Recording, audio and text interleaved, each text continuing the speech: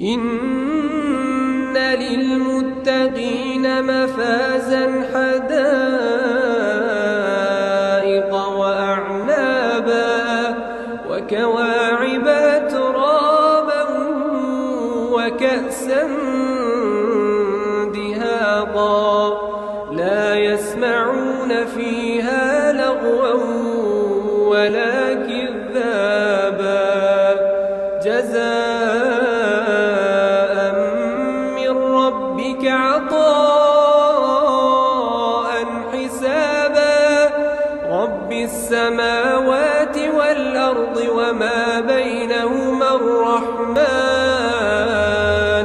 رب السماوات والأرض وما بينهما الرحمن لا يملكون منه خطابا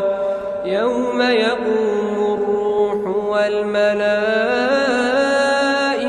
صفا لا يتكلمون إلا من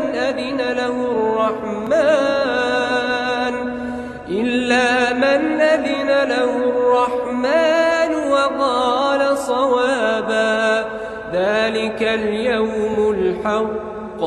فمن شاء اتخذ إلى ربه مآبا إنا أنذرناكم عذابا